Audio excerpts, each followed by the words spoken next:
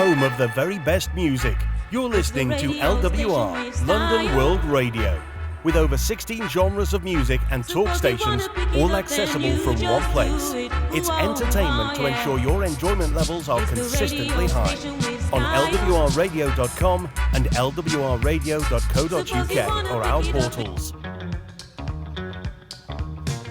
We bring you LWR Classic with 60s, 70s and 80s soul, funk, grooves and boogie.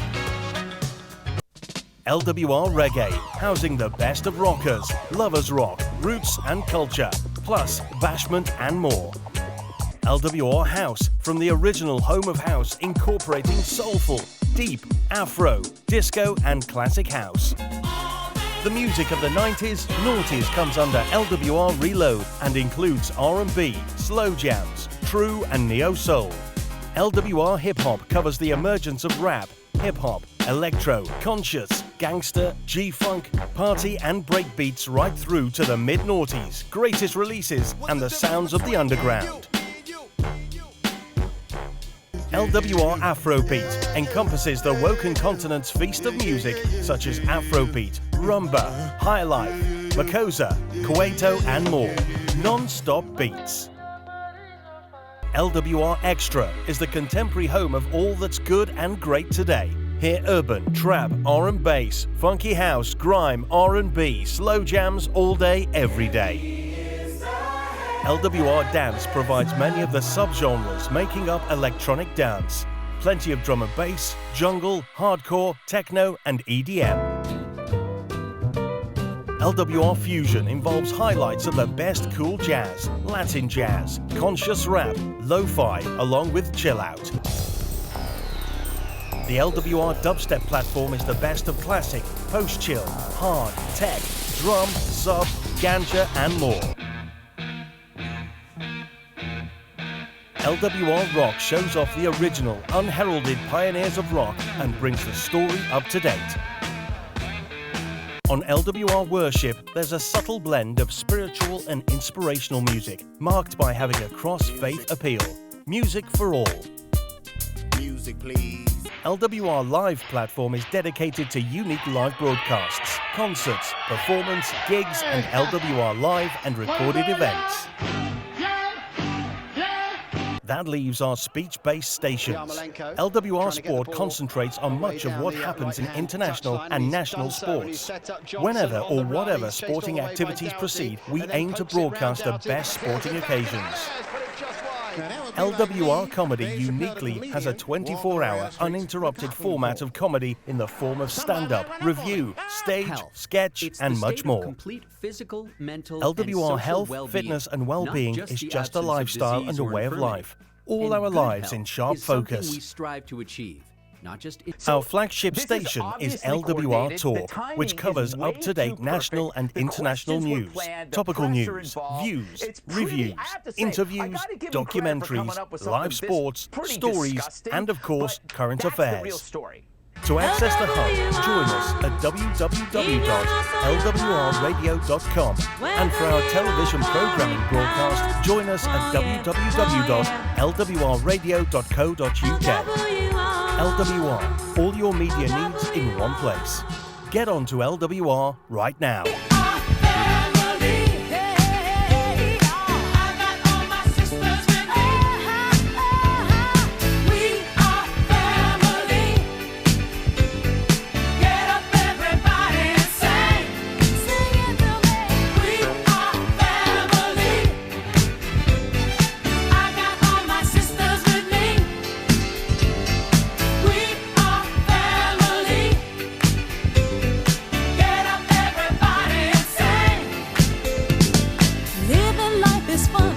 Just begun to get our share of this world's delight. High hopes we have for the future and our goals in sight. We know we don't get depressed. Here's what we call our golden rule. Have faith in you and the things you do. You won't go wrong. Oh no, this is our family jewel. We are family. Sing it to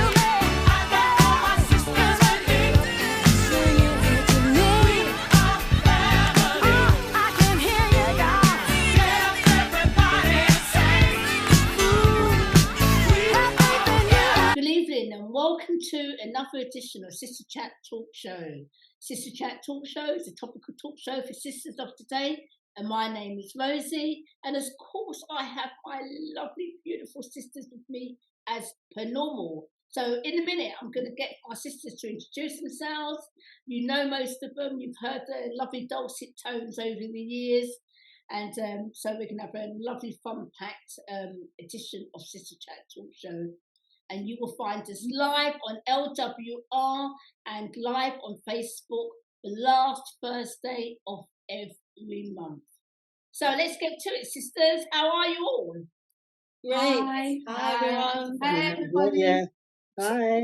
I have lovely sister Primrose. You've met me before. You know who I am. One of the hosts with the most. True. Along with Rosie. And as you know, I am a therapist and I do Blue Diamond Wellbeing. But today we're talking about Sista Chat. Talk show. I have my lovely, got two Janets today, so it's going to be a bit confusing. This is Janet P. Hi, my name is Janet Allman, Janet A. I am a long-standing friend of Rosie. My profession is, my first profession is nursing. My second profession is I'm now a chaplain. And it's my first time on Sista Chat and I'm very excited. Oh, welcome, Janet, welcome. It's not going to be your last time. We also have the other Janet. Hello, I'm Janet McNish and I am a counsellor and coach and I specialise in trauma and relationships. I have been on the show a number of times before. Yes. This is my first time here in person. So, I'm really excited to be here. Oh, it's lovely to have you, Janet. Always a pleasure with your expert advice. And we also got our long-standing sister. Hi, we've got our lovely sister, Charmaine.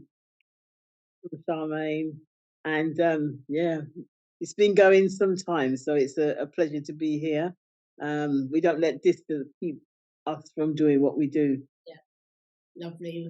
Welcome, everybody. Welcome to this edition of Sista Chat Talk Show, the topical talk show for sisters of today. And we are always empowering a sister to excellence through our wonderful guest speakers.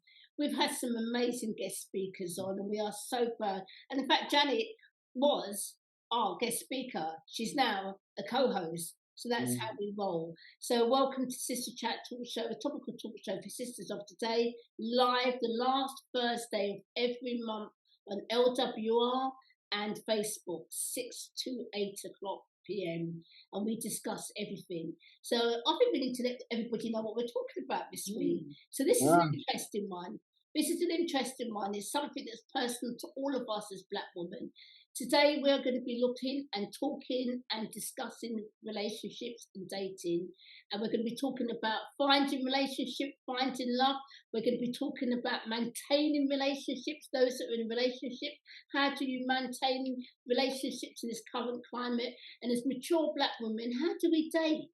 As mature Black women, how do we date as Christians? Is it complex? Is it easy? Is it difficult? So we're going to be covering all the topics that are pertaining to relationships and dating.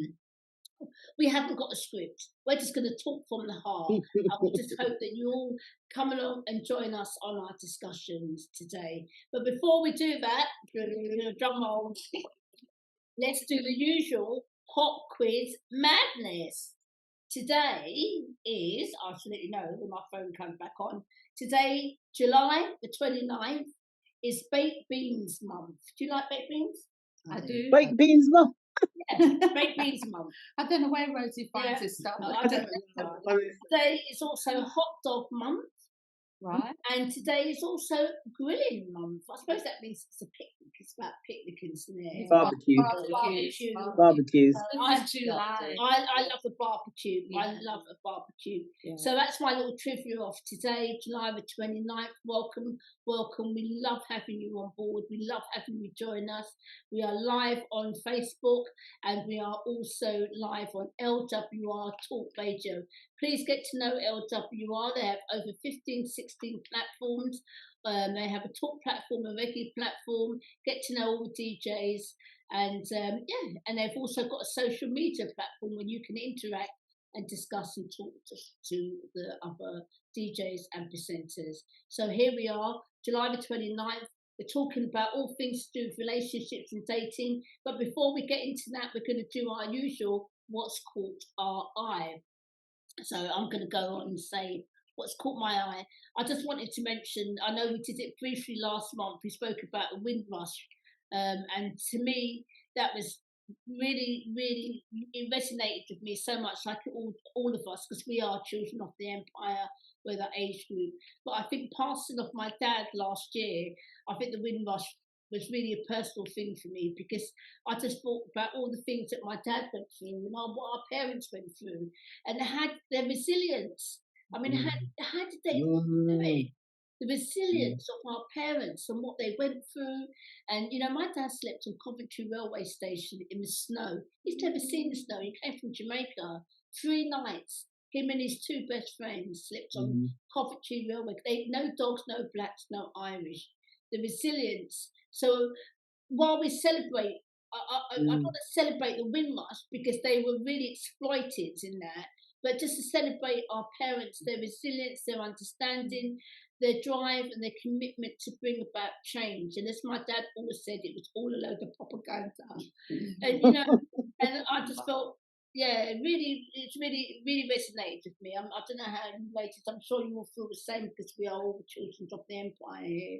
So for me, I just felt that it was important to remember our parents, and a lot of our parents now sadly are passing away because they're that generation.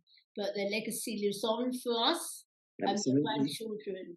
And we will always remember all their hard work. And we just hope that it was all worth it. Their sacrifices were worth it. Yeah, they paved the way. Yeah, definitely. So that was what's caught your eye. Rose, what's caught your eye? Well, I have 4 things that caught my eye. Not just one. And they're really important things. But I second what you're saying, Rosie, because you know, I did a little piece on Facebook and on LinkedIn, you know, acknowledging my mother being part of the Windrush generation, all the people that were there, and the challenges and the difficulties and the struggles they had to go through. And Mum has always said, each generation should improve on the one before. That's right. So regardless, it doesn't mean that the hardship they went through didn't mean anything, but we shouldn't let it be in vain what they went through. So it's a very important thing, and I have huge respect for their efforts. So in every way, we should make equally as much effort. Yeah, we salute you. But what caught my eye was just 4 things I'm just going to mention briefly. It's been a year of strikes. I mean, it's just been incredible. I think it started from last year, really. But this year, it's been consistent strikes. What a time to try and govern a country when everybody's going on strike. Started off with the barristers and court officials, then railway workers, teachers, nurses, junior doctors, ambulance staff. I think even some consultants have gone on strike. Paramedics, and towards the end of July and August, you're going to get the baggage handlers going on strike. Right at the peak in Gatwick of during the summer holidays, everyone's trying to get away. Well, if you're going to make an impact, that's when you're going to do it, aren't you? You're going to you're going to do it when it causes the maximum. The most. Heavy amounts of issues there. Second point is the Home Office had lost the court battle regarding the Rwanda plan to send the boat migrants off to Rwanda. It's just a non-starter, you know. So a whole waste of it's immoral and, you know, kind of degrading of the people who are coming over in these boats for whatever reason they're coming over. You know, it's just such a poor plan. Can I just check this? So they're not going to do it now. No, they've lost the court battle. There was a battle against them, and the government have lost. So now they are having to plead their case again as to why that should happen. So it just showed it wasn't really a credible plan, it wasn't credible for so many reasons. And the other issue was the sinking of that mini submarine, the Titan. Going to look at the Titanic. Can you imagine? Both, you know, that was so many issues there. That lots of concerns around was this a suitable vessel in the first place? Yeah. You're going down to the bottom of the sea, and the pressure of the water cannot sustain a small vessel like that, and it imploded at the bottom. So they didn't even get a chance. It didn't even happen. I know it's awful, though. And what was the purpose of it? The purpose was they wanted to begin to have an opportunity for people to explore the Titanic personally, to go and look down there. And it was a billionaire and millionaires that went down to have a look. And some of these were explorers. And it was going to be the first expedition to take members of the public down there. And each ticket cost £200,000. Yeah, that's right. Members of the public, really, isn't it? And it sort of hit the bottom, and it never, they didn't actually get to the bottom. Yeah. No. Well, all the debris was at the bottom, wasn't it? It was amazing. There were some serious jokes on TikTok about it, which is awful. Funny but awful. Because the young guy that died, the teenager, he didn't even want to go. It was for the dad and the mum to attend. Yeah. The dad, because it was Father's Day, and he wanted his son to come. So the mum gave up her ticket. Because they were millionaires, weren't they? When you had to be a millionaire. Yeah, you had to afford to. Yeah. But there was lots of issues about the stability of the vessel. Yeah, absolutely. All of the shape of it, all the various things, and they had to drill them in, like a box. Yeah, scary. And terrifying. Absolutely. And the final one was overturning of the migrant boat with, I think it was it 700 people or something like that? And the large Greek vessel that was next to it could have taken all of them on, probably 3 times the amount, but left them there. And obviously at some point the boat overturned. So there's a lot of stuff going on, absolutely huge amounts. So lots of international issues, lots of legality issues, lots of kind of things going around that it's going to take a lot to overturn.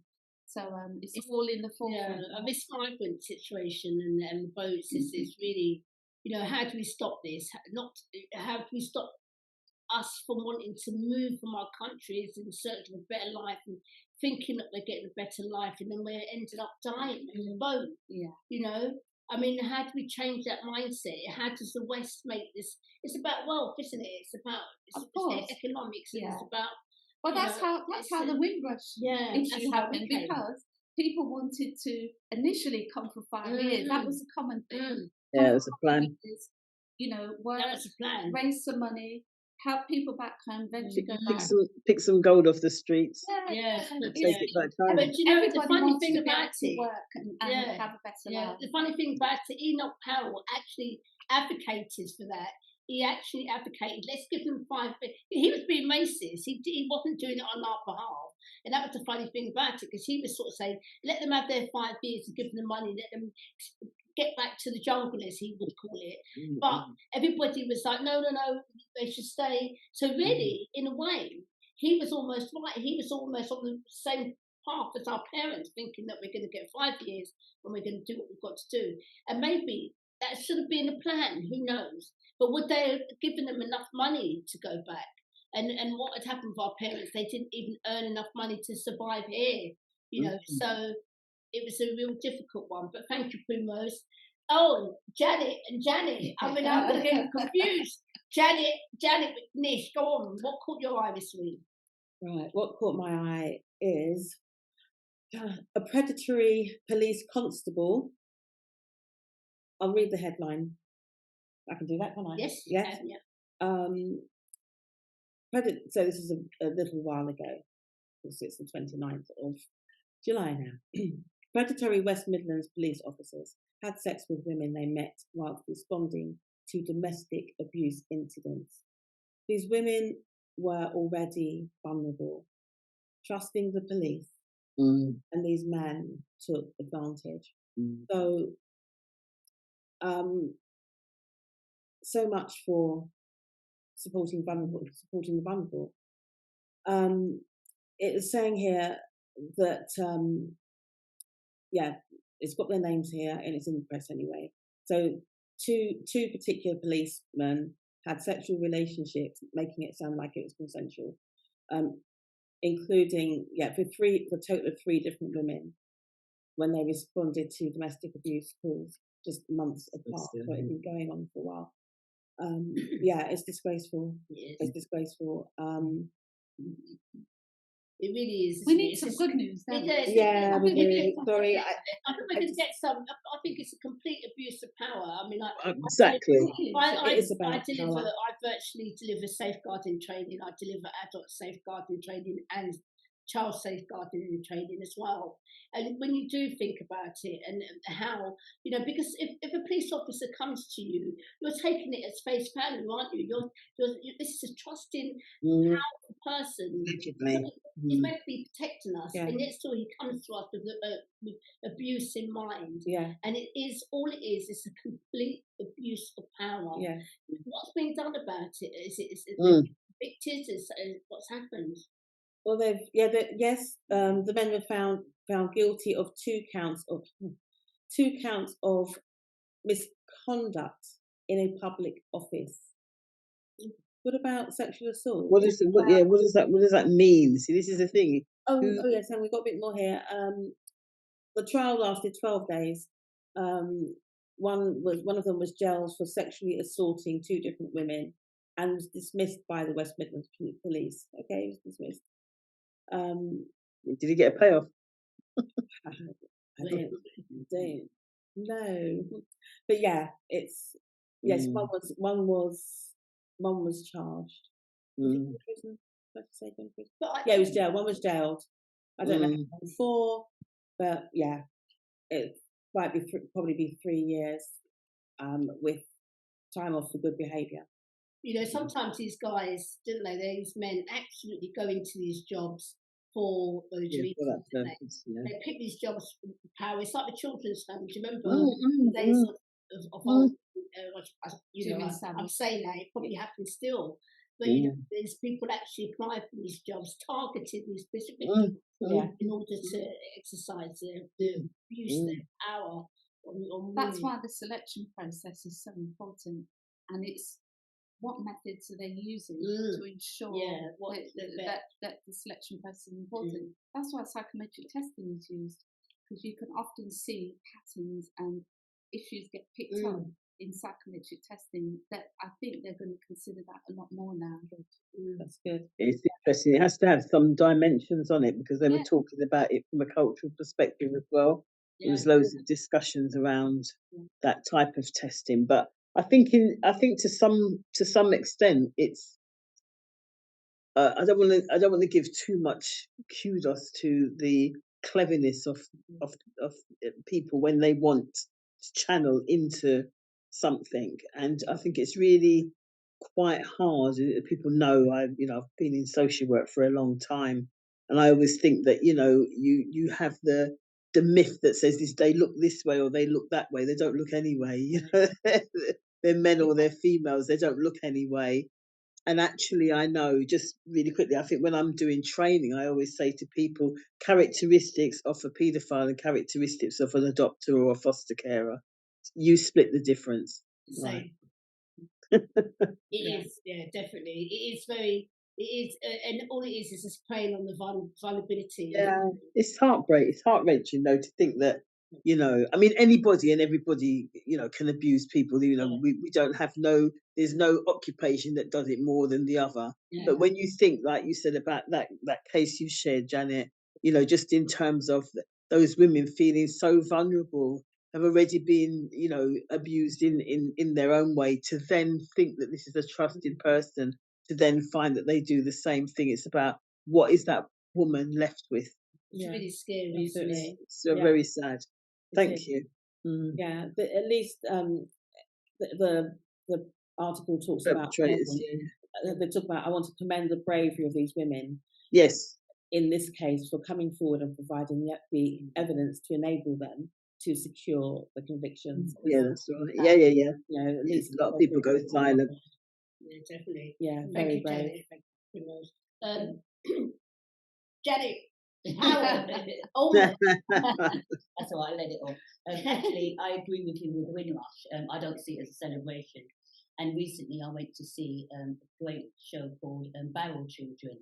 And it showed about our parents certainly I know that from home, getting the barrel ready, sending it over to Jamaica. So I had a brother and sister still in Jamaica. But it showed the other side. It showed the children waiting for the barrel to arrive. Okay. Really, really good, you know. And the village coming together because they know that the barrel's arriving and everybody's going to get a bit of rice or a bit of what's ever sent from England. But she didn't, and I think it was intentional, she didn't show that side of abuse that was done. Those children that were left there, it also showed the difficulty of the children that came. So one of the children said she came and her siblings were left behind. The children that she met in England didn't like her, and the children left behind in Jamaica resented the fact that she was. The one guy was saying how he got on really well with his sister when he came, and he just couldn't speak to his mum, and everything he did by the sister. And then one day the mum said to him, "If you don't speak to me directly and call me mum, you can't stay here." And then he started calling her mum from there. But they showed the difficulty growing up, and it wasn't all fun. And a lot of those children are still struggling today. One lady got so emotional because she said she's still can't have a conversation with her mum, and she's 56. My late sister, I mean, absolutely brilliant points, Janet, absolutely. And I think those of us who have sort of like done social work, which nearly all of us have done nursing and social work, we now know the loss and separation and attachment. We now know the impact that that's had on our families. And I know my late sister, may she rest in peace, she never consolidated those feelings of loss and separation. She actually died still feeling resentful that she was left in Jamaica. You know, because can you imagine, you're left in Jamaica, you come back over, you come over here from the Caribbean to find that your parents have got other children. You know, and often not you are the eldest, and because our parents were suffering, because we were all born, you know me, my views, Charmaine, I'm always saying it, we were all born into that suffering time, you know, and the eldest came over from the Caribbean, and they often had to look after us. They had to cut my hair, feed us, look after us. Right. There was shopping, cooking. And so we look like, as the ones that were born in England, we look like we were privileged.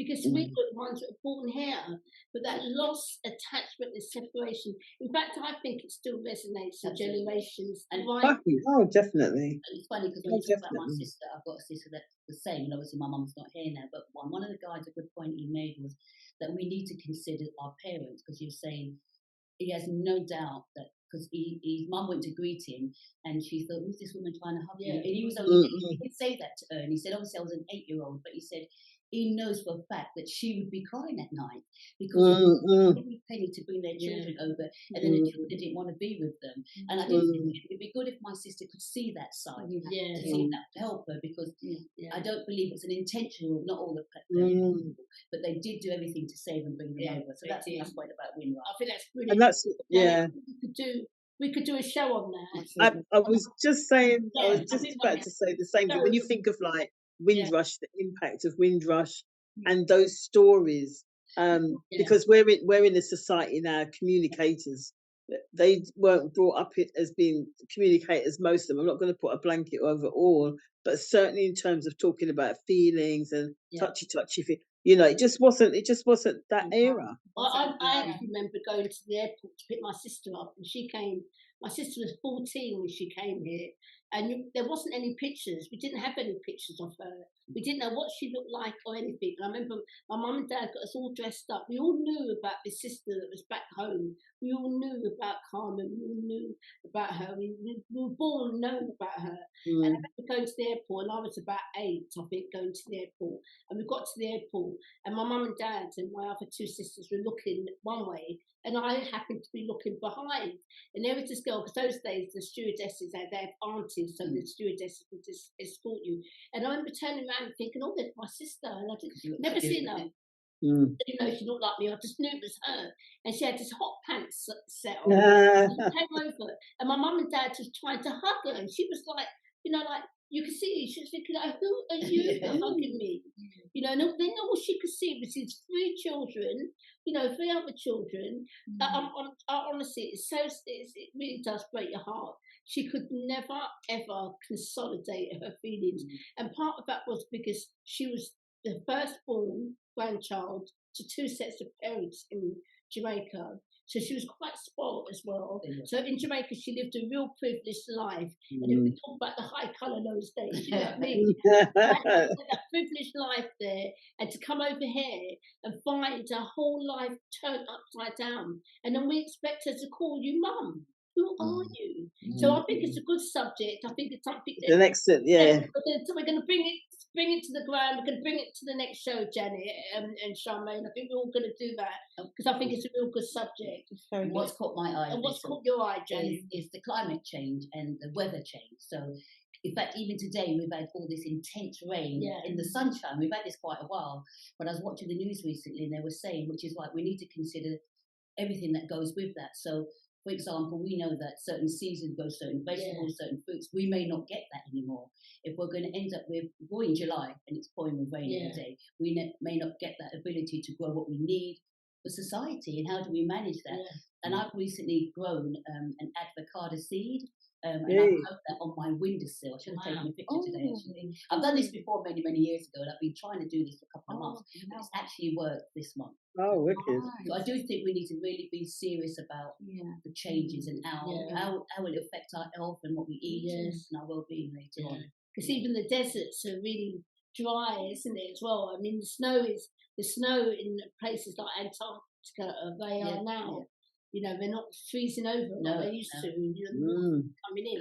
But it's all man-made, isn't it, a lot of it? That's right, what we are doing to the planet and how we are destroying the planet. And I say we, and it's a collective we. But if you think in Africa, we've been going along for a long, long time. We never destroyed nothing. You know, I mean, we lived off the earth, we did it. So who was doing it? We know the industrialization. It is, and you know, and it is sad to see.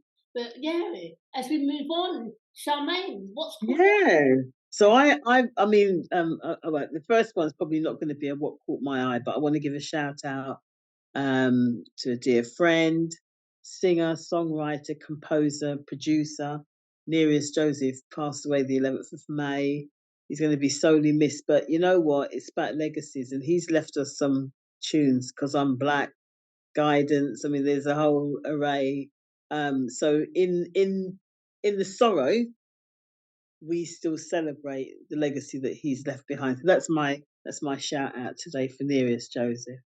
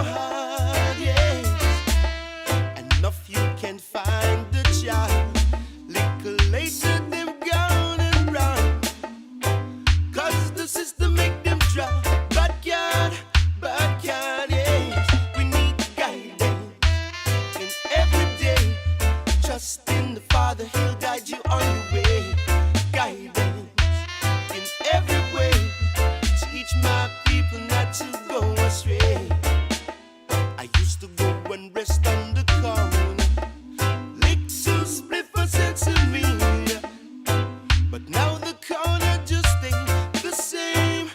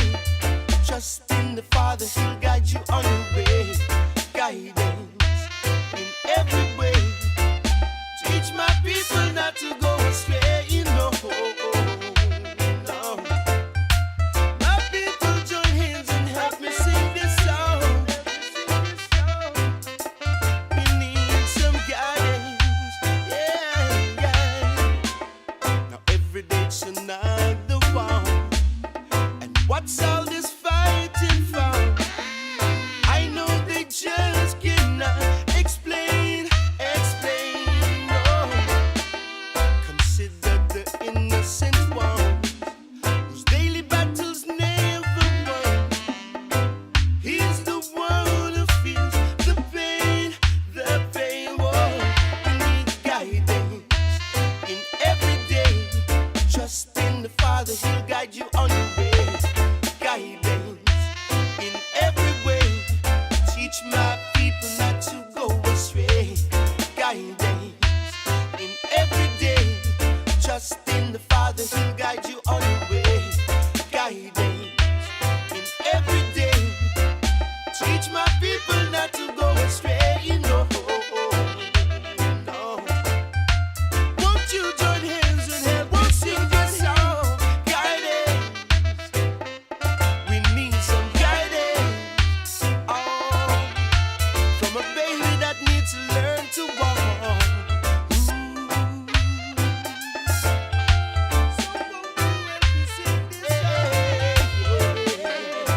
Children need to learn to play. Baby need to learn to walk.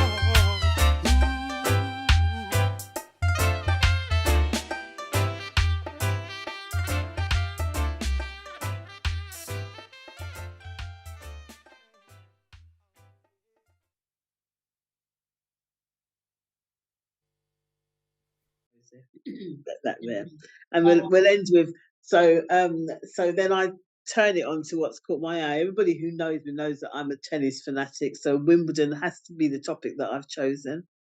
And how brilliant! I've been watching this Carlos playing some really, really skilled kind of stuff. So It's been amazing. but then watch Mr. Eubanks. I don't know if you lot have watched Chris Eubanks, yeah. What a player! Watch that space. But anyway, so it was Alcaraz. He's of course he is. He's energy. He just lost a bit of wind. Actually, I think he just the new black. Yeah, it's a black guy, not Chris Eubanks. Nothing to do with No, Eubanks. I know. I was thinking of that. No. He's from America.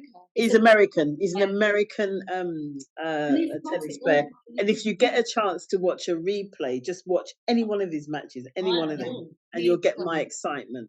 So we have, Tiafoe, but we have Eubanks. Eubanks is the one to watch. But in terms of catching my eye, it was the men's finals. I love a man's final.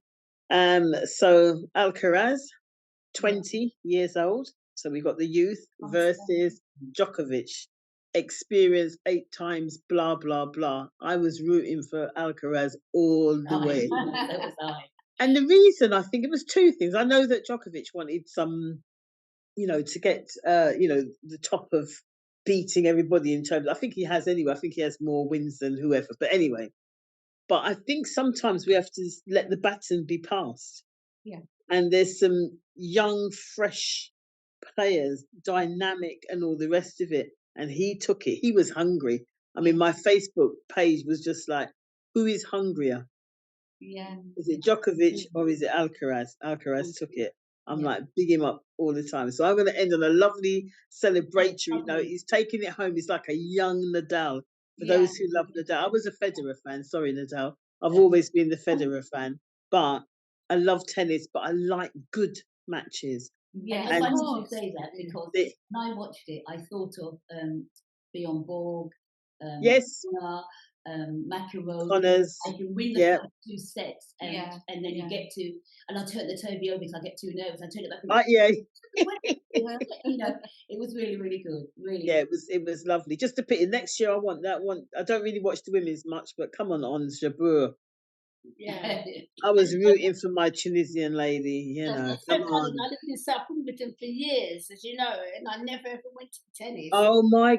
Do you know what? On a serious note, I could have rented out my flat during Wimbledon. Remember, I mean, you said that to me once. Do you know what? If you've never been, go. I mean, the girls will go, "Oh, don't talk to mum. Tennis is on," because you're talking to me, and I'm like, "Ooh, ooh," I'm like that all the way through. But I tell you to just go on the grounds of Wimbledon, just walk around with you. It's lovely. It's a really nice day. I've driven around it to get home when I used to live up there, and I just never ever went. And go in there, man.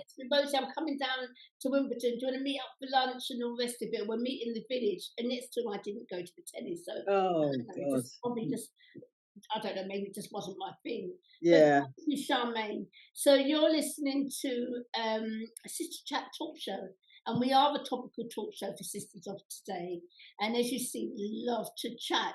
And we can chat about all sorts of things pertaining to Black women of today.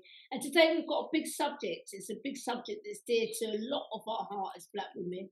Because, as I said earlier on, and I really mean it, I think that we were born into the struggle as Black women, and sometimes the road for us isn't easy. And that is also in our relationships. That's also in when we're dating. Sometimes life is full of complexities for us as Black women, but we are really resilient.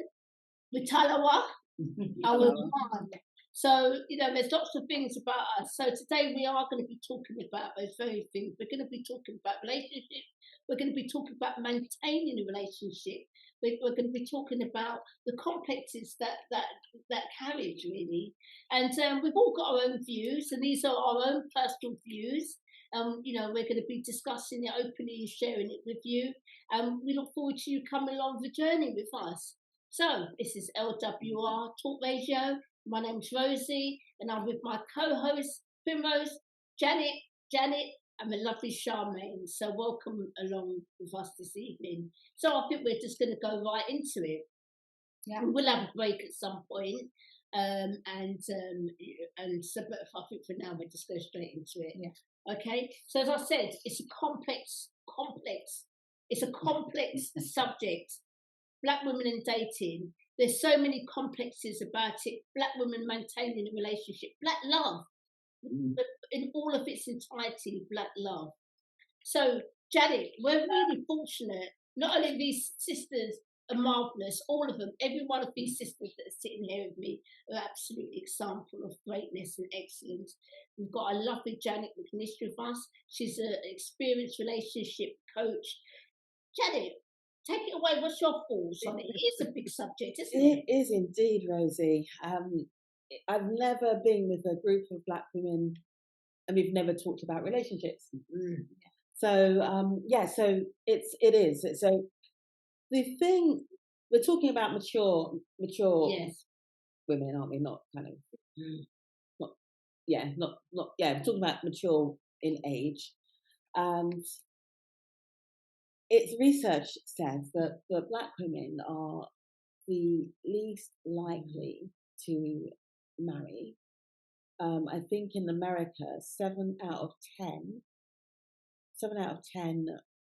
Black women are unmarried, and only 2 out of 10 of those are likely to get married. Oh wow! I thought the numbers were higher in America. Actually, that's strange. Yeah, that's interesting. Yeah, and that is so that's some research that was done by a health authority. No, I've seen those statistics as well. Yeah. So it looks when you hear that, you think, oh, gosh, what's the difference between the ones that get married and the ones that don't? That's what I was thinking. And I was thinking also, and I was thinking about relationships being a mystery, but a lot of it is. I'll say I'm not married. I haven't been married yet. I have been proposed to several times, which is nice, and I do have a choice. And the reason people, as a relationship coach, people would say, well, you know so much like I'm not married yet. Let me just put that out there because people will be wondering. And the reason is I know who I am, and within that I'm willing to change and grow. Because I'm a growth. I want to grow for the rest of my life, but also I've got standards. I've got self-respect. I have standards. I don't want to be married to someone at any cost. And most people I speak to don't want to marry just for the sake of it. So I'm waiting for something I'm waiting for to build a healthy marriage, that's a healthy relationship that's in line with my values. With someone that's in line with my values as well, because they say opposites attract, and they do sometimes. It's exciting when there's someone that's different from you. I mean, a man is different from a woman. Is it okay to say that these days? Yeah. A man is different from a woman. That's another show. No, let's say that. Yeah, a man is different from a woman, so already that's an opposite. And there are other aspects as well. It might be cultural differences, even amongst the Black community. Some women will, some people are going to date inside the race, outside the race, but even within, you know, a Caribbean and an African person, you know, there's differences. And they're exciting. However, it's the opposites attract, but it's your values that keep you together. And if you hold to your values, then that actually, if you hold to your values and your standards, that actually makes it harder for you to meet someone. However, men are not as complicated as we think they are. And okay, they're not as complicated as us. Are we complicated? I want to jump in. I'm like this. I'm thinking Come of like, on, Charmaine. No, but that's an interesting thing you've said there. Charmaine, I want to hear what you've got to say. All right, you put a pin in that, Primrose, right? Because I want to come back to this. Charmaine, Do you know what? So I think it's really interesting when we talk about I know who I am and my values, and just kind of looking at that from a different angle. That sometimes people talk about that women, you know, our standards are too high then. Or our, you know, what we're looking for in a relationship is too high. Is that person out there? I just want to put it out there, because these are the discussions that come back to us. So that's one thing. Primrose. It's following on from what you're saying, because it almost follows on the idea that women are more complicated than men. I wouldn't necessarily agree with that. I would say there's different things that both parties bring together, because they are, you know, for a man and a woman, they're different. They're different things. And it's about how do we get into a relationship, and what is it that we are looking for, because it requires two people to make that work. It doesn't mean it will be fault-free or problem-free, because that's not a reality. It's about two people coming together and actually what journey do they want? Because I think a lot of people do go into relationships and they're just in it, but they haven't really sat down and said, actually, you know what, where are we going with this? And I know people do ask that question, but where do we really want to go with it? How do we begin having that conversation to know that we're both going in the right direction, or we both can adapt to each other to make a good relationship, a healthy relationship? I just wanted to bring a bit of historical and a little bit of race into it as well, because I think it's not. Yes, you're both right, and it is about, you do recognise that men and women are different, but with us as Black women, we have to look at the historical context and where we're coming from as well. Slavery, colonialism have all had a big part to play on how we have our relationships, how we form our relationships, and how we make our relationships. You know, and if you think about how when we were slaves, how that was about, you know, that men was there to seem to be studs, we were just breeders, you know, all of that still has an impact on how we have our relationships. And then our parents coming over here through the colonization, our parents arrived in England, and a lot of our parents, and I'm not saying anybody's parents here, but a lot of our parents actually weren't even in a relationship when they were back home. A lot of them actually just got pregnant, you know, and then they were forced to marry, or the husband came and this one was, so they weren't even in a relationship. They hadn't started that relationship. So they came here already on the back foot in their relationships. And they were on top of that, they were in a hostile environment, bringing children into hostile life and trying to form and cement your relationship in the face of adversity. So we are a generation of that. Yeah. So what I'm saying is that it's not just about we are different. There's other factors. There's the historical factors. There's the colonialisation factors. There's the racism and all of that have all played a big part on how where we are now. Where we are now impact our relationships, and how what you just said, Primrose, about the types of relationships that we go into, we choose to have. That all that's a backdrop to us. It's our story. And I think generationally relationships are different. I think how you know, I can talk for my parents that I sometimes you know, I mean, they're both passed now, but sometimes were you guys in love? I'm such a Mills and Boom bird. Me love. I like relationship. I like all of. You I love like love. all. I love love. I see two people walk down the road holding hands. Oh, love. I could go up and start talking to them. Do you understand? But I think my parents' days was very much around. You need two people. Okay, not you'll do. I don't mean it as flippantly as that. But you've got two people. You stay together. There's nothing about love. You just working, bringing up kids, running, keeping the roof over your head. And so I don't think the focus was on love. And there's, my parents didn't divorce or anything. My dad passed. Do you know what I mean? Otherwise, will they still be together now? Minanor. One of those ones. Yeah. But I do think that we're well, maybe in this generation we're more communicative. We want what we want. We know who we are. We've grown. We've gone through our challenges and looked maybe at some of those relationships and said, I don't want that. I knew my fear was having somebody that I'm just going to be expected to bring the dinner on a tray and put it down. Yeah. Do you know what I mean? That kind of stuff. Whereas I'm a bit fun. I want to go out, want to experiment. I wanted this, wanted that. And that generation they weren't on that page. And I absolutely accept that because it's just a different thing. Where do people go though? Because I've got males and females, if I'm on it, going, where do we go to find love? These men or these women? Do you know what I mean? I feel like I need to set up a dating thing. Yeah. Everybody keeps asking me this. Let's start with me. So you can have a mixer. Yeah, we can organise a social. That's probably something we could do as Sista Chat. We can see we're coming up with new things all the time. Yeah, but you see, women will go to like speed dating, singles thing. But men don't do that. No. Yeah. Men what do they do? Yeah. They'll go to listen to live music. They'll go to listen to if there's live music, if there's games, there's an activity. Yeah. Something like bowling or dinner and the games.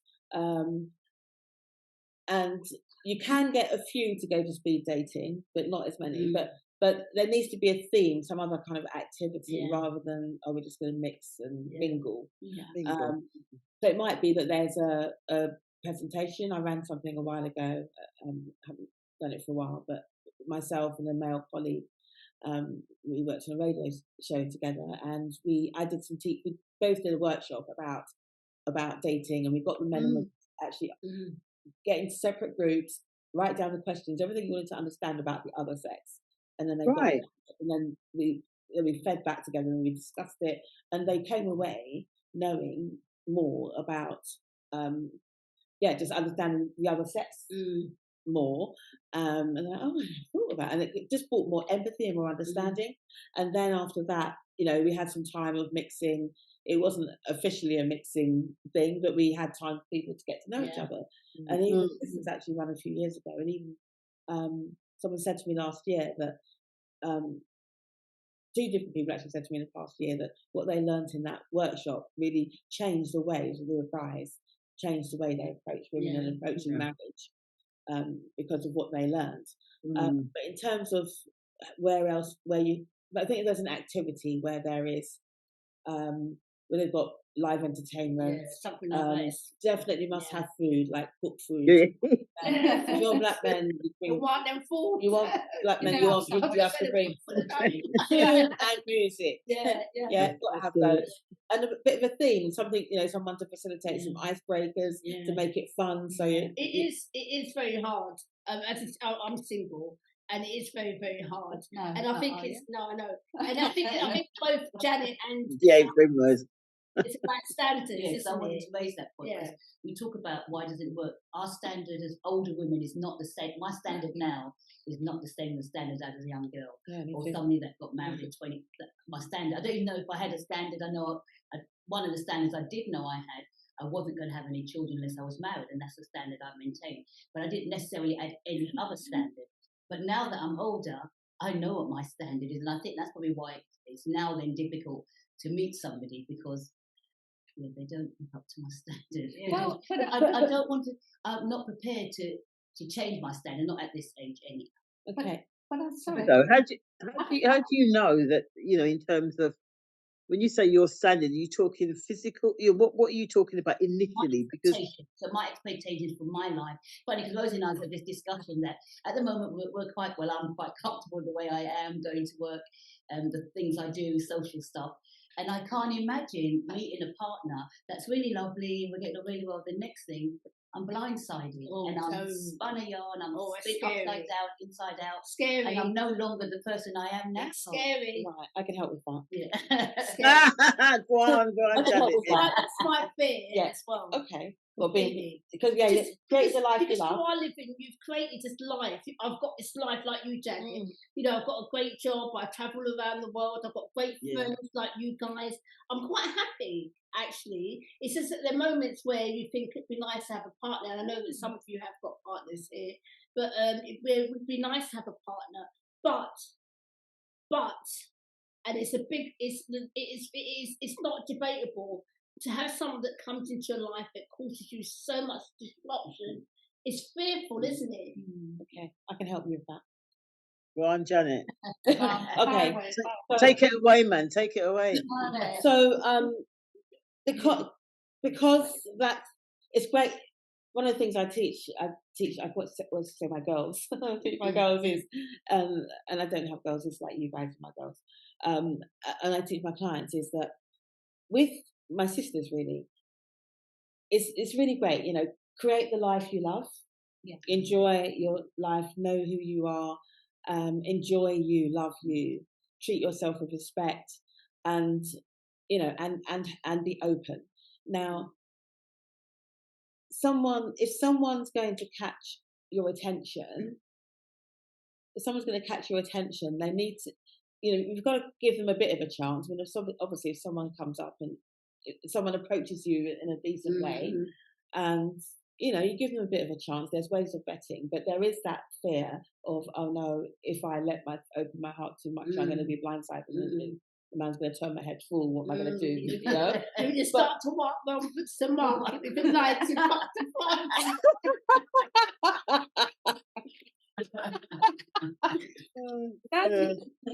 So Edwards, that one's on you.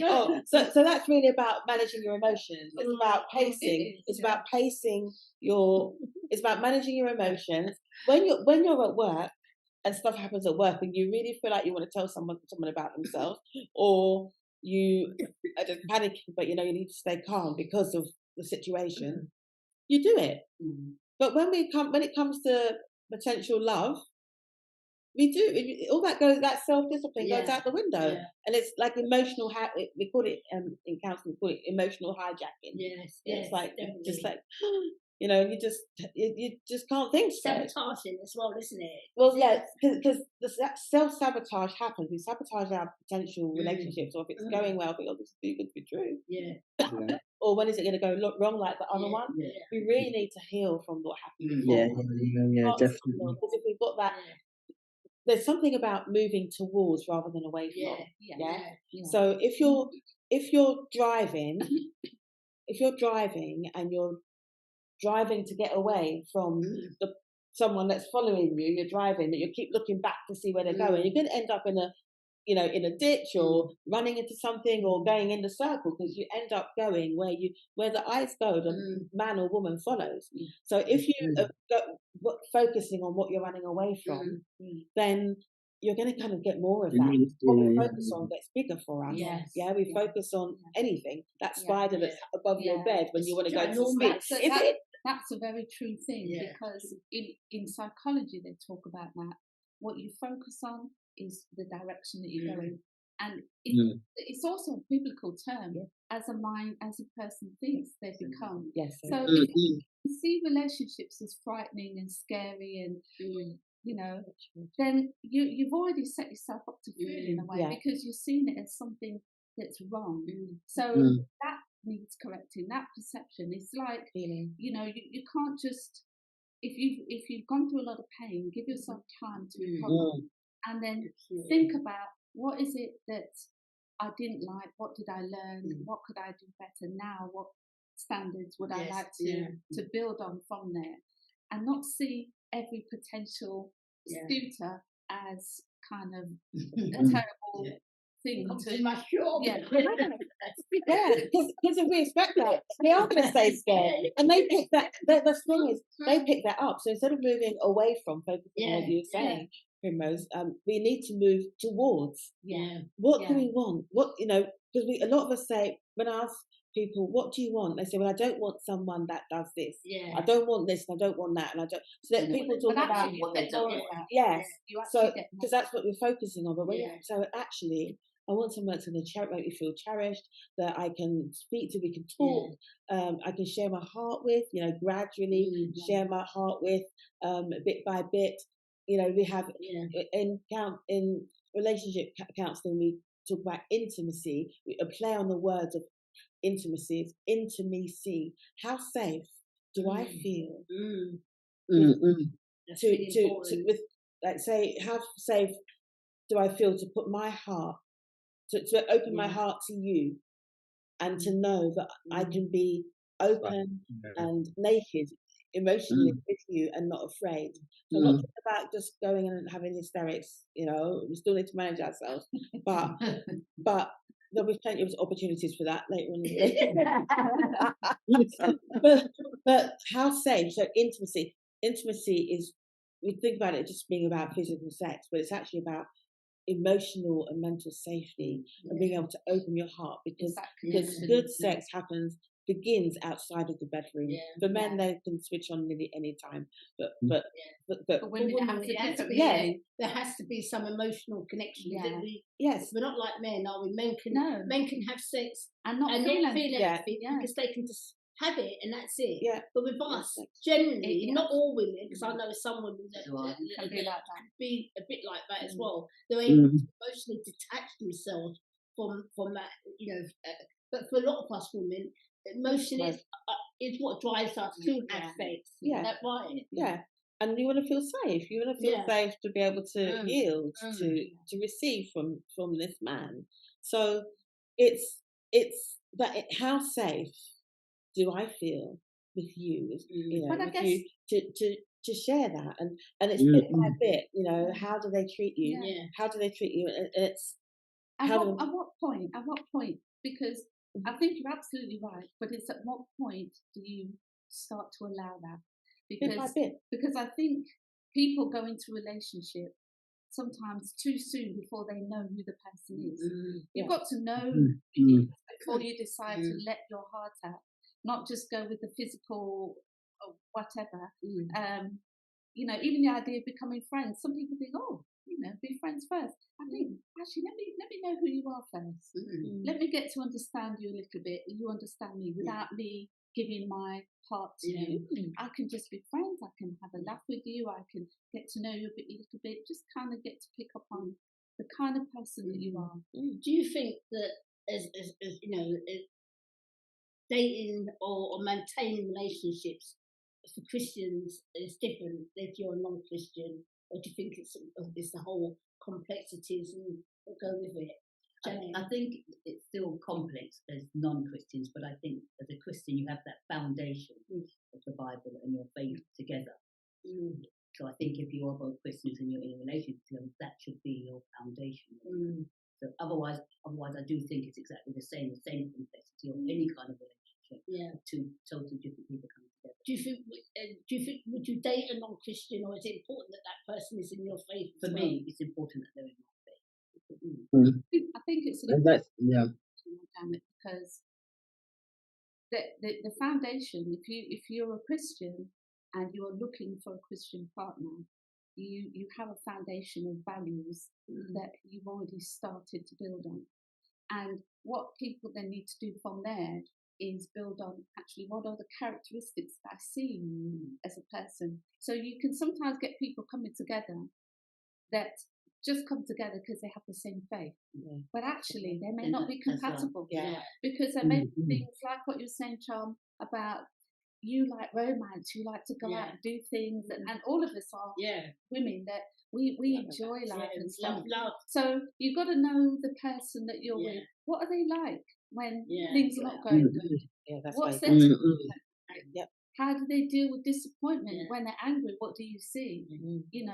Are they romantic? Do they pay attention to little things? Now, some things people can grow, and other times they may not. You know, what do you do in those situations? But I think the Christian principles is about is actually applying God in the centre of that, and that is actually quite critical. That's a huge part of a Christian relationship if you want to go together in that direction. But then, you know, there's so many dating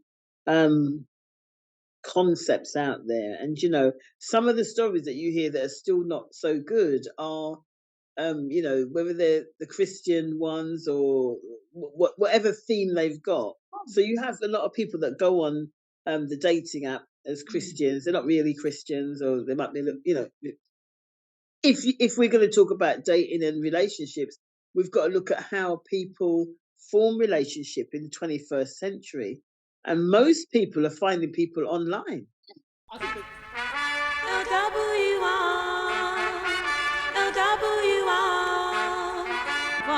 Home of the very best music.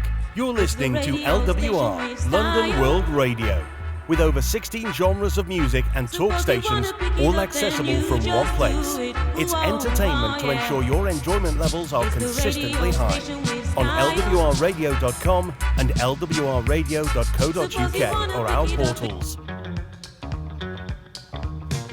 We bring you LWR Classic with 60s, 70s and 80s soul, funk, grooves and boogie. LWR Reggae, housing the best of rockers, lovers rock, roots and culture, plus bashment and more. LWR House, from the original home of house, incorporating soulful, deep, afro, disco and classic house. The music of the 90s, noughties comes under LWR Reload and includes R&B, slow jams, true and neo-soul. LWR Hip Hop covers the emergence of rap, hip hop, electro, conscious, gangster, G-funk, party and break beats right through to the mid-noughties, greatest releases and the sounds of the underground. LWR Afrobeat encompasses the Woken Continent's feast of music such as Afrobeat, Rumba, Highlife, Makosa, Kuwaito and more. Non-stop beats. LWR Extra is the contemporary home of all that's good and great today. Hear urban, trap, R&bass, funky house, grime, R&B, slow jams all day, every day. LWR Dance provides many of the subgenres making up electronic dance. Plenty of drum and bass, jungle, hardcore, techno and EDM. LWR Fusion involves highlights of the best cool jazz, Latin jazz, conscious rap, lo-fi, along with chill out. The LWR Dubstep platform is the best of classic, post-chill, hard, tech, drum, sub, ganja and more. LWR Rock shows off the original, unheralded pioneers of rock and brings the story up to date. On LWR Worship, there's a subtle blend of spiritual and inspirational music, marked by having a cross-faith appeal. Music for all. Music, please. LWR Live platform is dedicated to unique live broadcasts, concerts, performance, gigs, and LWR live and recorded events. That leaves our speech-based stations. LWR Sport concentrates on much of what happens in international and national sports. Whenever or whatever sporting activities proceed, we aim to broadcast the best sporting occasions. LWR Comedy uniquely has a 24-hour uninterrupted format of comedy in the form of stand-up, review, stage, sketch, and much more. LWR Health, Fitness and Well-being is just a lifestyle and a way of life. All our lives in sharp focus. Our flagship station is LWR Talk, which covers up-to-date national and international news, topical news, views, reviews, interviews, documentaries, live sports, stories, and of course, current affairs. To access the hub, join us at www.lwrradio.com, and for our television programming broadcast, join us at www.lwrradio.co.uk. LWR, all your media needs in one place. Get on to LWR right now.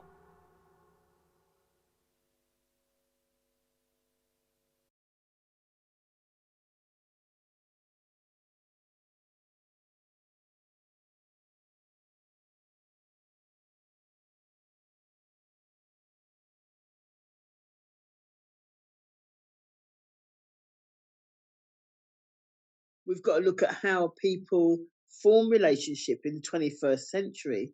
And most people are finding people online because there's something about how, so I think that's a real question about not only finding this relationship, maintaining it, but it's like how, because that's the biggest question that people. Really good question, Charmaine, because I know in my job, when I talk to lots of, even the young girls, when I talk to a lot of young girls at work, and especially the young white girls at work, a lot of them, they all, how did you meet your partner? Match, dot, blah, blah. So social media, and it is the way to go.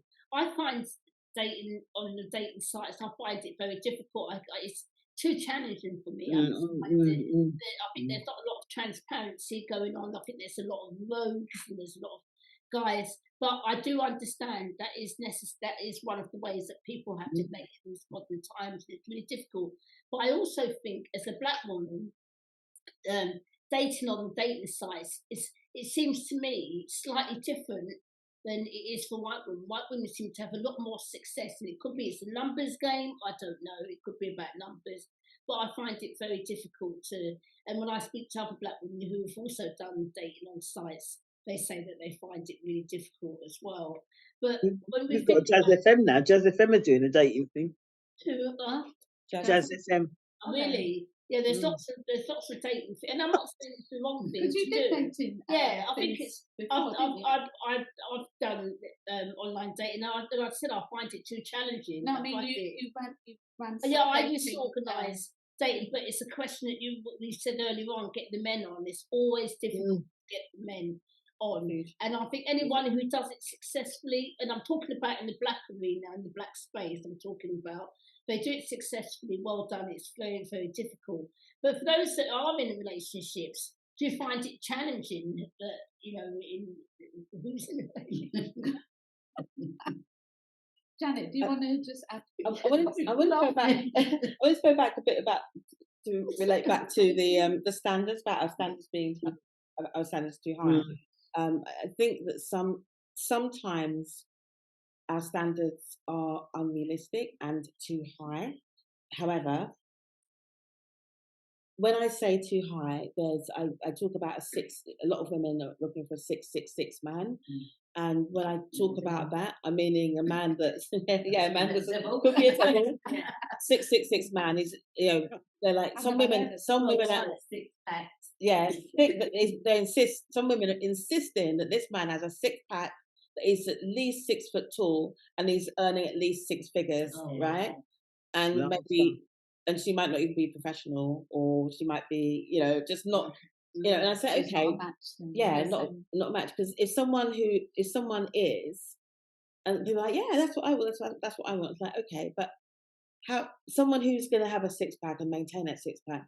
How are you going to the gym? Are you that serious about exercise? Are you going to have to hold your belly in or lie down every night? Because I know the trick, to lie down, and kind of tuck your belly around the sides, but are you gonna, and also someone who's earning those sort of figures, how much time is he going to have for you? Because I want to marry a millionaire. Yeah, that'd be nice. Maybe would it? He might be able to afford you, but does he value you? And treat you with value and respect and honor rather than just a chattel. Yeah. And so no man's got enough money to buy me anyway. So are you saying that in order to basically, I think what I'm getting what you're saying is that if you want to attract that person, you also have to be the person that they are looking for as well. Yes. To match that. Yes. Like you were saying, somebody who's on 20 grand looking for somebody on 6 figures. I mean, is that man likely to consider a woman like that? But it's not just about finance, but it's everything. Yeah, it's about even if you that's fine. So if you're on 20 grand and he's on earning 6 figures, how comfortable are you part-time? Are you living on an inheritance, or you manage it? But what are you doing with your time and your intellect? Because how confident will you be to be able to move in those circles where he is?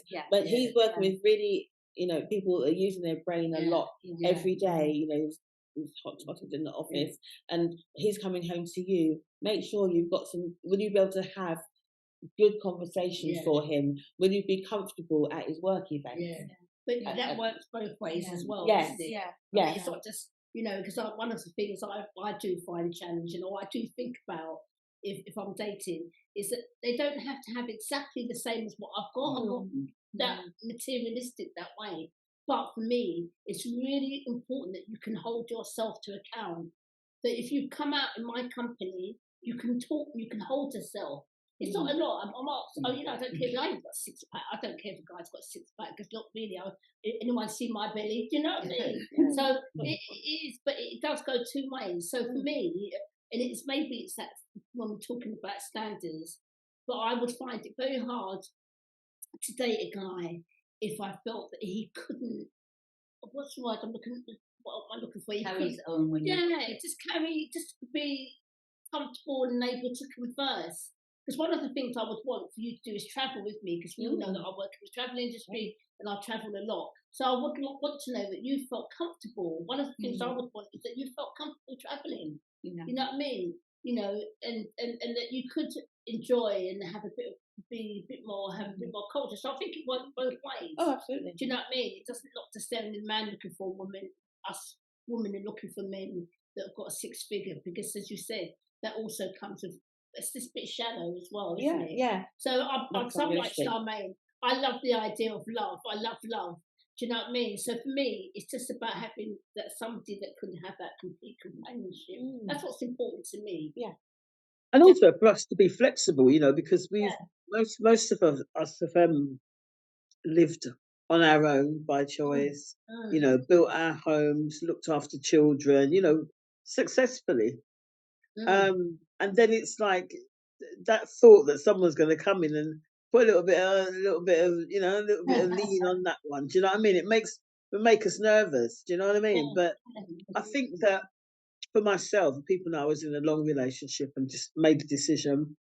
Nothing came out of it, because I think there was a day I woke up and I was like, are you happy with what it is? No violence, no nothing. Just, am I happy with what it is? No, I wasn't. I had to be really honest. Took myself away and asked myself that question on my own, in my own space, and I had to be honest. And I said, I'm still in love. I love the guy, but I needed to move. If it makes any piece of sense. Yeah. But I think though also there's something about, I'm not frightened to meet anybody else. That doesn't bug me, because I'm a communicator, and so I talk about everything. I talk about I think if I go back to my first one, which is where I learnt my lessons, I wasn't open. I'd talk, but I wasn't honest. Then I wouldn't say actually I don't like that, or I wouldn't think. I'd kind of mask it a little bit, turn it this way to not have any hurt feelings or whatever. And I learned that actually the person who suffered the most with that was myself. And so I learned then actually I'm going to be really honest. I'm going to tell you how I feel. If I'm happy, you know it, because everybody knows I'm a happy person anyway. But if I'm not happy, I'm going to tell you. And if I'm really not happy, you're going to look and you're going to see it. It's one of them. But I just learned to be honest with it. But don't want to do that thing where you just lock down all the avenues now because of past thing. You bring that into your future. You're going to lock down everything in a minute. So I think there's something about, I'm here. I can do it. I can do it all on my own. Well, then let's not have a discussion about relationships. Then, if you feel so fulfilled, but if you feel that there's still life that you want to give and share, which is what life is about, then we also have to look at ourselves in terms of being open. We've got to open up our chakras and give opportunity and give chances. I'm going to say, because he ain't going to come along and just fit into every angle that I've created. Chances. I think that's a really important one. I think. I can't say that I've had any adverse, really bad, horrible relationships with anyone's been really particularly horrible to me. But I think I'm affected by other people's relationships sometimes as well. And when you talk about those statistics that you said earlier, Janet, you think like oh my God, 4 out of 7 black women are never going to be married. So how do I push forward? How do I have the confidence to push forward? And I know, Janet, you've been married. I've been married twice, and it's funny because we were discussing this recently. Now, I got married really young the first time, and I was actually laughing, thinking, my parents really let me get married, because I was that child. If my mum said, no, leave it for 3-4 years, I would have done that. Because when I look back, although we both had a lot of complaints, we were little, we were so young that amazing that, it's funny that we were really, obviously didn't complain to each other, we just separated, but over the years it was that one there, that one, but that was rubbish because we were too young to really be married. I personally my second marriage, I was committed. I think as well, that thing about your standards, although I was committed to marriage, we never set, there wasn't a standard. I know what I wanted at that stage, but there wasn't no ground. I wasn't a Christian, so we never decided we're going to get married, this is how we're going to build our life, we're going to do this. And like you said, I mean, I just woke up one day and I just thought, oh my goodness, why am I here? I'd been sick for quite a few years, and I think I always put, when I look back, that perhaps the sickness was masked, and then now that I'm getting better, feeling more like myself, I'm thinking, why am I here? And it was a difficult decision because obviously we had children and our families were both tight. But that doesn't sway me from having another relationship. I know my sister's always teasing me that she's never had one husband and I've already had 2, and I'm prepared to have a third. I always getting teased, but yeah, they haven't swayed me, because part of that, you have to be honest. The relationship breaks down. It isn't that one individual. There were things, and I know at one stage I did struggle because at the end of the marriage, or in the marriage, I became a Christian, and I'm a prayer, and I was always praying, always interceding. I remember thinking, but when did you stop doing that? Because you obviously stopped, and I did, but I couldn't pinpoint when was there a reason why I stopped praying, because that was something I used to do every day. But yeah, that hasn't swayed me to. It's a real challenge, isn't it? Because I was married, so since we're all talking about where we were, I was married as well, and had 2 children from that marriage. He was my childhood sweetheart when I was a teenager. So, it's very difficult that when we then broke up, it was very painful because you lost your best friend as well. You lost your teenage that you knew from back in the day. And I think going after, when we broke up and then going into a couple of other relationships, it just felt a very strange world, because not having to do that before, it was very difficult to know how to navigate. I didn't even know what questions to ask. I didn't even know how to think about, what do I ask him? How do I do this? It does take a lot of work. So with my current partner, we get along great. We have our challenges, we do, but relationships are not a straight line. No.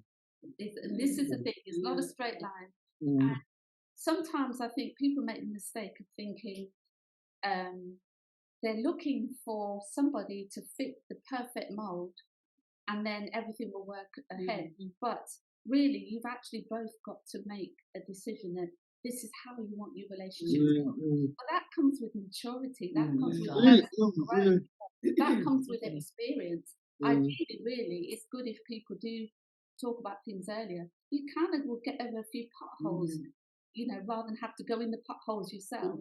If you kind of knew some things, knew what to ask, knew how to hold yourself back before jumping in with both feet, Okay. But I think it's really, when we hear you speak and what you're saying is quite commendable. That like Charmaine, what you said and what you said, Janet, that you said to yourself, no, I'm not. No, this isn't for me.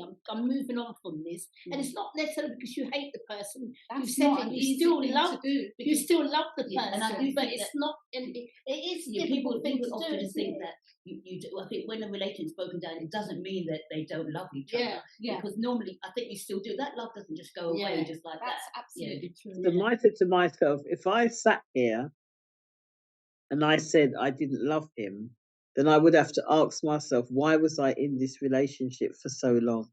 Yes. And so where does that go? Yeah. So I will stand by the fact, I've always said, whoever passes first, whatever, I'll be the one that's still next to you. But whatever the rationale, whatever the emotion that went with it. I don't feel bitter. I don't feel, I don't feel torrid about it. It was just something that needed to be done, and I'm at peace with myself for it. In fact, I love myself for it. But I think that, to me, what it highlights really is the whole thing about relationships. You're in, you're out, you're up, you're down, you're round, but there's a place for honesty in relationships. And to me, the honesty, if I'm honest, that was one of the issues that I had.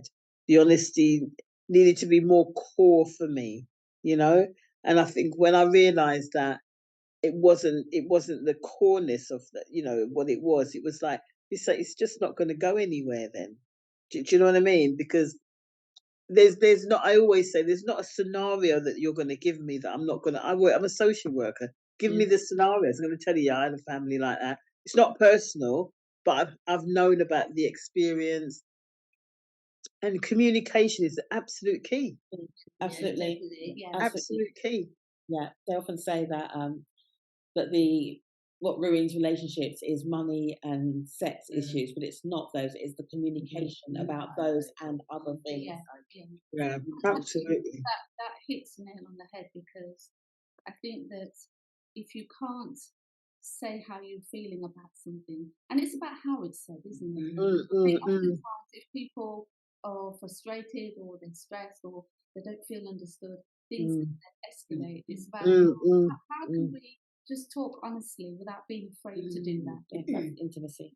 Yeah, and feeling okay without the defences going on, without the reactions and stuff, because then that brings a safety. When you talk honestly and openly, it brings a safety that you feel, I can talk about this and it's okay. I can say how I feel and it's okay. And it helps to bring understanding rather than separation. Yes. But if you can't even do that, that's where you can get some real struggles, because then you can't get to that person. They can't get back to you. I think sometimes I find it quite difficult, because I grew up with a mum and dad scenario, and my mum and dad's relationship wasn't perfect by no means, but that's something that I always just wanted. I always wanted to make sure that I had that core nuclear sort of family bit. But what I struggle with sometimes when I meet guys is that if a guy had that father figure as well, and I speak about my father, I speak about my dad all the time. It's past.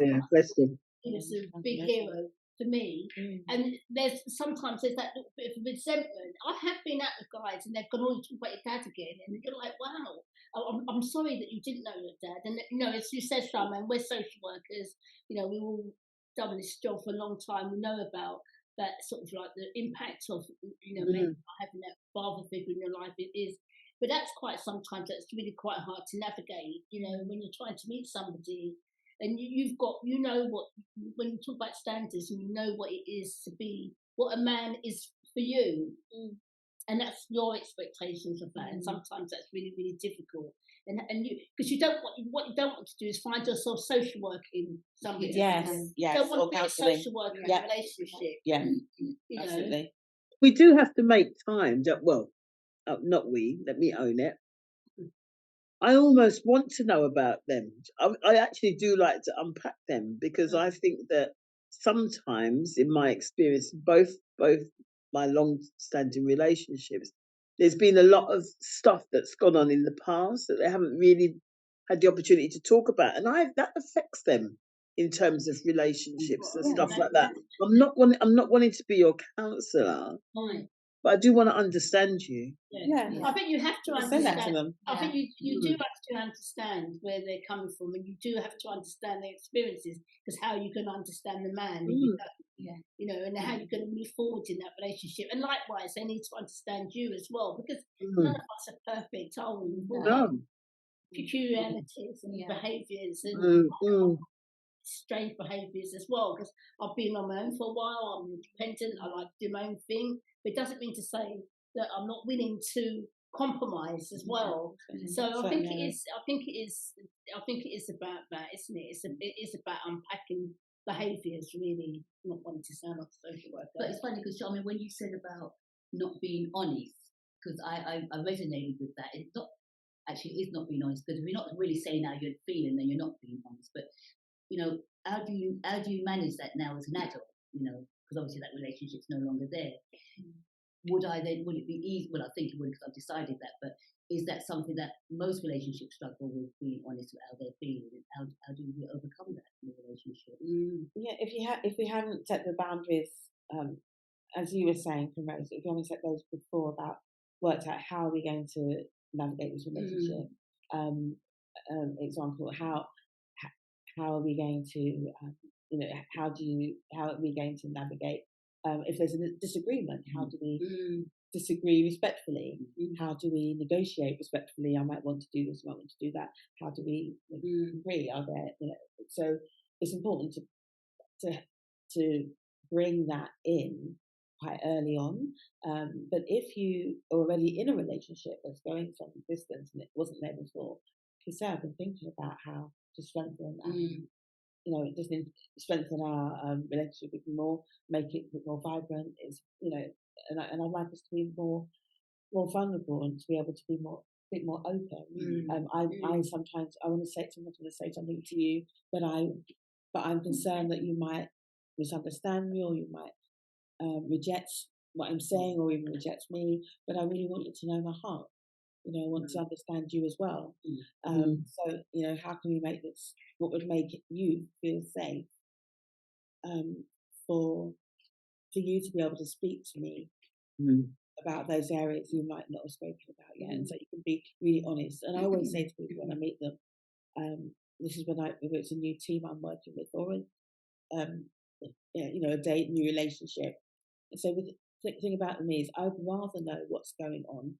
Tell me the truth. I'll be honest with you, and you tell me the truth, and at least, even if it doesn't sound like good news for me, let me know, so then I know what I'm doing.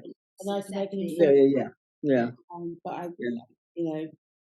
but let me know what's going on. Yeah, definitely. And I'll let you know what's going on.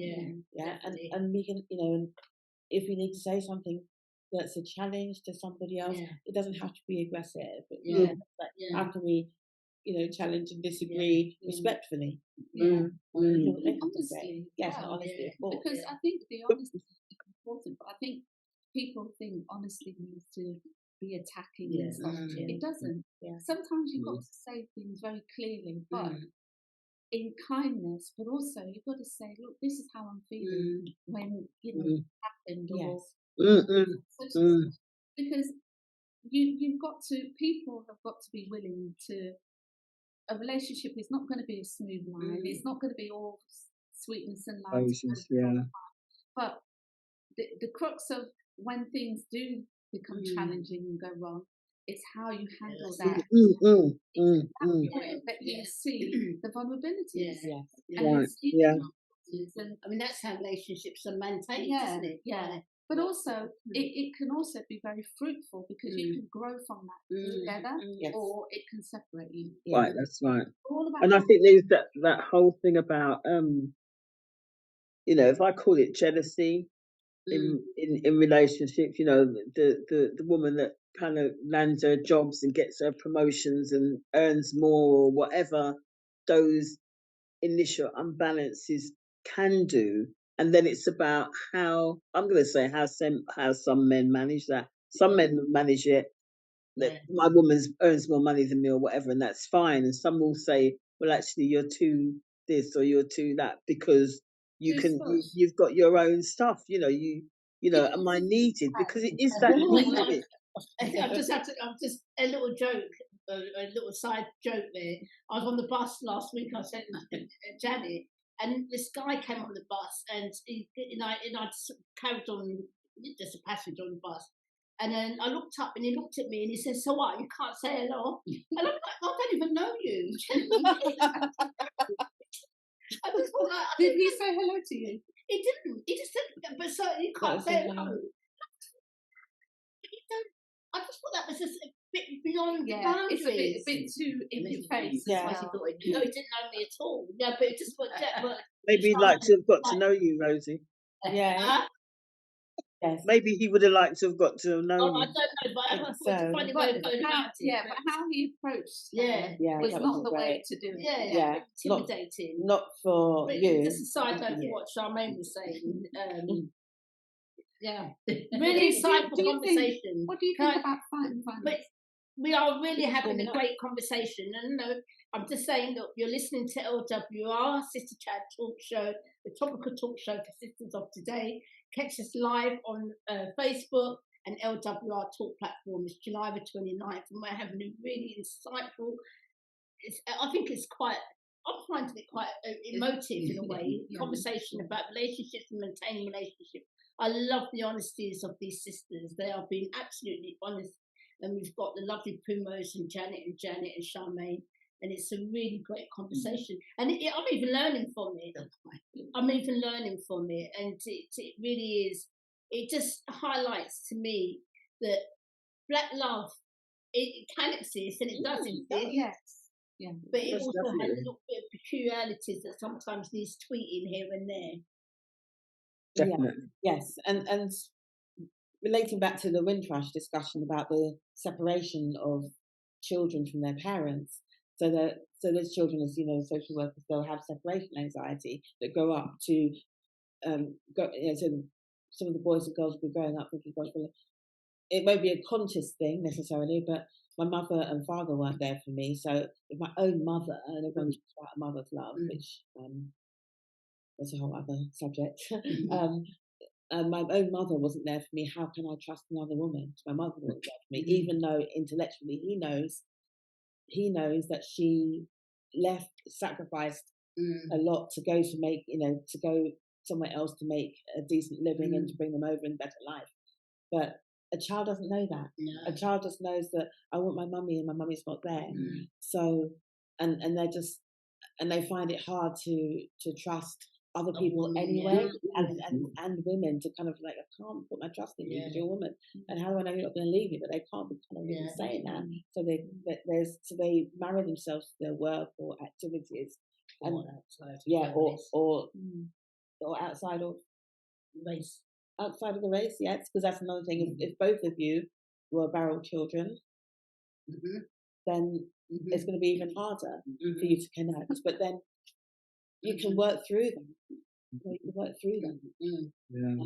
But I think there's another level of attachment issues that stops us from being able to doesn't stop us, that can hinder us from having healthy relationships as Black people.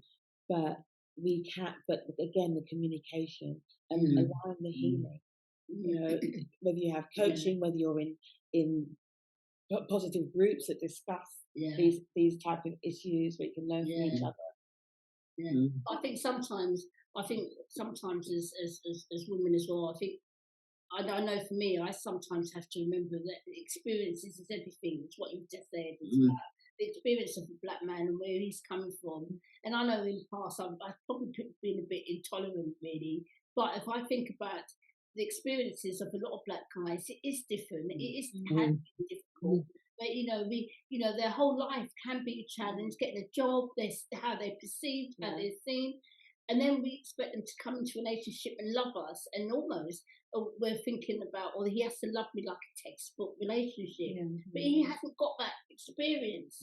He hasn't got that journey. He might not have had that mother's love. He might not have had that love of a father as well to show him the way to go. So sometimes our expectations of Black men can be a bit unrealistic. And I think that understanding, once again, is about understanding their behaviour and their journey. What I don't want them to do is use that as an excuse to move on and change. Yeah, absolutely. Because another thing to consider, most men of our generation, they were brought up in England where racism was extremely. They were chased down the street. And someone running them down. That's what they know. And from the roots. Yes, and they still have to walk around. Some men have said, kind of having to have to walk around with this half grin on my face to show that I'm not threatening. Just walk down the road with this weird smile. I was reading something, and I think it was James Baldwin, and I can't remember which one of James Baldwin books it was. I'm sure it was James Baldwin, somebody might correct me. And he was talking about black men dating outside of their race. And one of the things he said in these books, and sometimes a black man will embrace a white woman's breast because it's about cocooning and it's about being safe and about being protected. Kind of what book it was. It's really, I'm sure something. How do they feel more protected? That some not being able to feel by being in a white, by maybe being with a white woman or I don't know, some woman from a different race. It's about sometimes feeling that they bit more belonging to a hostile environment. Do you know what I mean? No. Yeah, I think it's James Baldwin. I don't agree with it, but I think it's. I'm not saying we'll have to look at I'm not what saying. he's saying. I'm not saying that's exactly it. Yeah. But sometimes, if black guys, the reasons, because the reasons why a lot of black guys do date out of their race is because they say that they find sometimes black women quite challenging, they find us aggressive, and that could be something that they've had in their own experiences. So that's a stereotype, isn't it? Because over the years, because we're going by what Janet started, she opened up the show by saying the numbers that of were more black men complicated. getting married, that those numbers are sometimes a bit different. They translate differently. But if you think over the decades, that for decades we've had an image in the media in particular of how black people are perceived, how black men are perceived, how black women are perceived. And it's only since the George Floyd murder that there's been so much more effort to portray black people, black families, black relationships in a much more positive light. When I've seen all of a sudden, I'm thinking, oh, there's a black couple, or there's a black family that looks more positive compared to what it used to be. That's what I'm saying. In I don't really comparison, see those. I do see. I mean, maybe that's just my eye, but I often see. I don't see a black couple.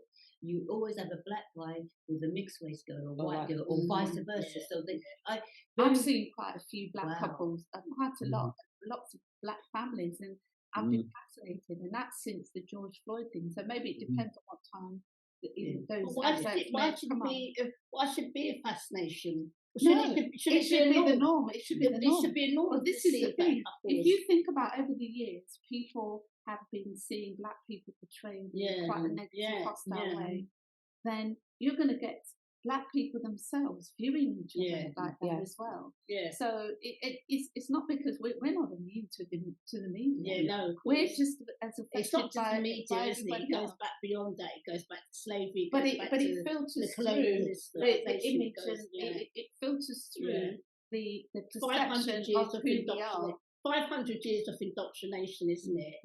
It's that indoctrination is really deep. And all the media is just a filter to make that cement it in our brains, because it's already there anyway, because it's been there for 500 years and counting. Well, I think love is love, and we said that earlier on. You can love who you want to love, and regardless of what race anybody is, that's who you love. But my one gripe is when I have black guys come up to me and say to me, "Oh, I can't date black girls. I don't like you. You're this, you're that, you're that." That really does hurt me. Because I'm just thinking, your mum, your mum, your sister, your aunt, your cousins. But meant to separate things. To love, but don't use me as an excuse to not love me because I'm black. Love who you want to love, but I don't want to hear that conversation. What would be useful then is for us to have this show again with some black men on, and so that we can hear their perspective. We can hear how they understand and how they've navigated love and relationships and so on, and what that means. Well, we did have a male, our Mr. Well, we can have more than one. We can have a group. Sorry, Charmaine. No, I was laughing because I remember who it was. Yeah, I know that was last time. Yeah, that was last time. So I think once again we've got so many topics that we can explore. And that we can there's so many topics that we can go into and divert to. But it's been great, and I've really enjoyed it. I really have, and I think that and I am so with Charmaine about loving love and looking for love and trying to be optimistic and not be cynical and just be because sometimes as you said, your experiences, and even I don't think I've had any great, awful, bad experiences, but I'm alive. I know, you know. I think I like to know what a good relationship for me is my standard, and that's what we sort Well, of it'd be live to. nice to see what you think, Danny. If you could give us a tip, what could you give our viewers and listeners? 2 tips within a minute about how to navigate a relationship. Okay. 2 of the core things that you think is really important. Okay, I'd say heal before you deal. Work on your past hurts, and learn to forgive yourself for your part in that. It takes 2 to make it work, and for it not to work. So maybe you put up with something for too long. I've done that in the past. That's one thing. So heal and forgive yourself. Create a life you love. A lot of you are already doing that, but also pace yourself. Be clear in your mind about what your deal breakers are. Know what you want, and what are your absolute crucial criteria, and what are the nice to haves, and be open. Be open. Don't overshare too much. Imagine your life like a pack of cards, and when you meet someone the first time, hi, my name's Janet. You know, I enjoy art and jazz, simple, whatever. So you share some surface things. You don't talk about that time you got bullied in the playground and how, at that time, and how it impacted you today. You talk about things in a gradual way. If you're going to spend the rest of your life with someone, then you've got plenty of time to share things. But don't be sharing too much too deeply, and see how they respond. So you offer them a little bit of your life, your story, and then see how they handle that. Do they listen to that, and do they reciprocate?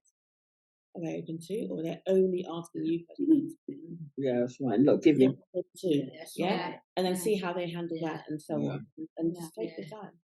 So as we come to the end of the show, and it's been really, really great, Janet, McNish, thank you, Charmaine, Janet, thank you for sharing so openly and honest. It's been really great. But what are your parting thoughts, Primrose? Well, I think before we forget, please like and subscribe on our Sista Chat Facebook page. Thank you. Like you to share, like you to comment, because these conversations are for you, and we want you to feel that, we want your part. We want to know what you think, so that we can kind of follow up any future programs, so that you're part of this discussion as well. So in terms of my follow-up, I would say, don't give up on relationships. Think about how you work together with someone. If you have, in the same way that you were attracted to that person, find ways in which you can sort of maintain and build. Because I think a lot of times now people find it quite easy to kind of, I don't like this, so they cut and run. Which may be difficult, because then you'll never learn to sustain and never learn to kind of get over the hurdle and build. Yeah, definitely. Thank you, Charmaine. What are your thoughts? Oh gosh, it doesn't matter if you give this topic an hour, 2 hours, 3 hours. There's so many different dimensions to it. I told you I'm the Mills and Boone. Yes, I love that. So I love romance. I love life. So I don't want nobody sitting there thinking I'm just going to be around the cooker, forget it. And I love cooking, so I have no qualms with cooking. But I just think there's loads of adventures, and there's loads of things to do together, so you don't get stagnant. I think stagnant is the thing that I fear in marriage. Once I've made that commitment, I'm a bit of 100% person. So once I've made it, don't be sitting there, I want to do this, I want to do that. You don't want to go. Definitely. You're going to be in trouble. Definitely. Janet? Relationships are really difficult, and I think we all are at different stages within our relationship. I think it's really important to be honest. That's one of the things, and really to deal with your past hurts. You can't select your past hurts and expect this relationship flourish, and then not be honest. It will be disastrous. I'm still a believer that there is definitely love. 3 times. Yeah. 3 times. Absolutely. So thank you. So you've been listening to Sista Chat Talk Show. I just want to say, happy birthday to my friend my childhood friend Eileen Slatter Wetnall. It was her birthday, July the 17th. Happy She's gone through birthday, a testing Eileen. time, and by God's grace, she's with us, and I give thanks and praise. And also give thanks and praise to my sister Marcia, may her continue to flourish and go. And I think my final words are very much the same as Charmaine. I love love. And I'm going to, in you and Janet's camp, I'm just going to try and remain optimistic and positive. And it's I'm not too old. There's still life. Yeah. So, you know, just going to put it out there and hope for the best. So you've been listening to Sista Chat Talk Show, a topical talk show. You can catch us live the last Thursday of every month on LWR Talk Radio and Facebook Live. You can between the hours of 6 and 8 p.m. Come and talk to us. Join in, as Primo says, take part in the discussion and join us every week. And like, subscribe. Definitely like and subscribe to our page. We've got a YouTube page as well, and our Sista Chat live Facebook page. So all it needs for me to say is, sisters, bless up, bless up, bless up, and just keep the love alive. And we'll see you all next month. Bye. Bye. Bye.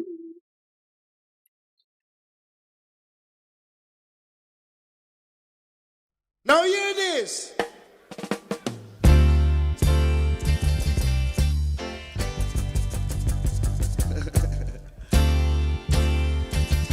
Massive, are you ready? Take it.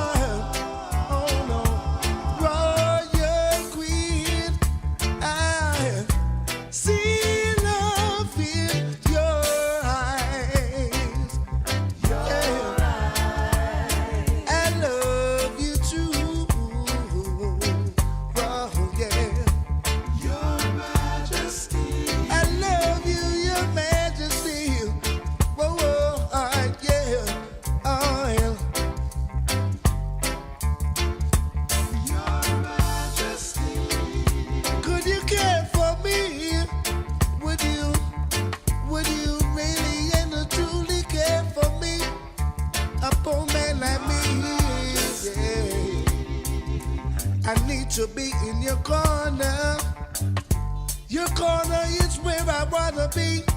Ooh, ain't Your Majesty.